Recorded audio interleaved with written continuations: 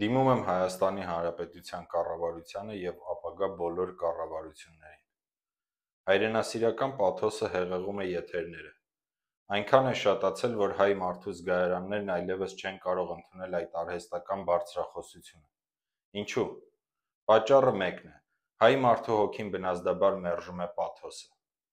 Տհաճությունն այնքան խորն է, որ մարդիկ բառեր չգտնելով իրենց զգացածը արտահայտելու համար և հնարավորություն չունենալով ֆիզիկապես միջամտել, շատ հաճախ դիմում են հայհոյանքի։ Հայհոյանքն իհարկե լուծում չէ,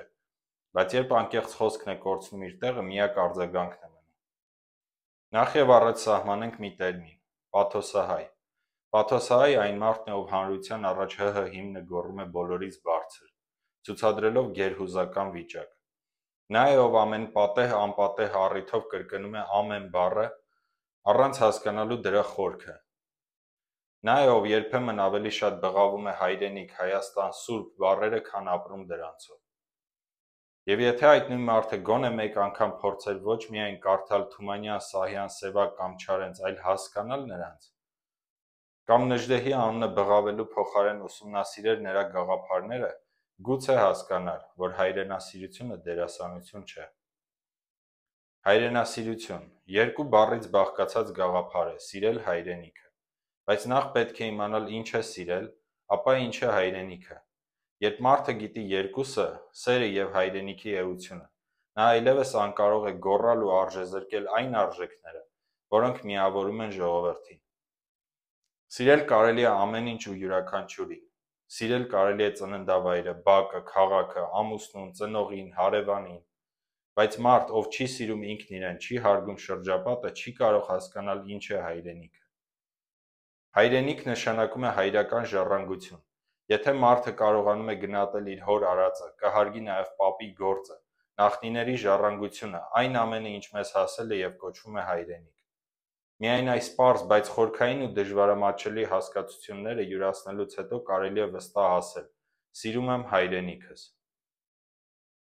Ցավով եմ նշում, այսօր տեսնում եմ գաղափարների արժեզրկման վտանգավոր միտում։ Անպատեհ կերպով օգտագործվում են զոհվածների անունները, կազմվում են ազգային հերոսների ցուցակներ, որոնց մեծ մասի մասին շատերը նույնիսկ չգիտեն։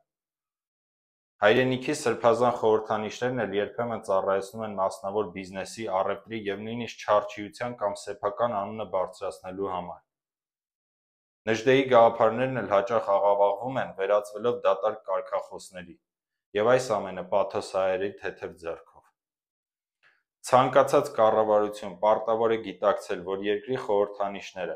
արժեքները և այն ներկայացնող մարդիկ երկրի հեղինակության մարմնացումն են։ Ամեն ինչ, որ դառնում է համատարած օգտագործման առարկա, անխուսափելիորեն կորցնում է իր բացառիկությունը և արժեզրկվում։ Համոզված եմ, կառավարության որևէ անդամ չէր հանդուրժի, որ իր ղեկավարած կազմակերպության անունն օգտագործվեր առանց գիտության և համաձայնության։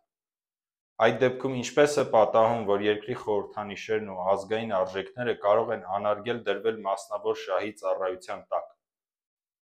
Այո, երկիրը բոլորինն է, ինչպես հայրենի տունը բոլոր զավակներինն է, բայց դա չի նշանակում, որ յուրաքանչյուրն իրավունք ունի սեփական կամքով փոխել նրա պատերը կամ վաճառել իր կտորը։ Երկրի խորհրդանիշները նույնն են, ինչ զենքը։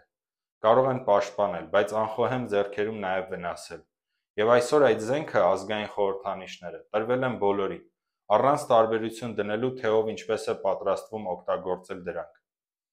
Բոլոր այս երևույթները, այս անսահման պաթոսը, անսահման մեծ չարիք են բերում։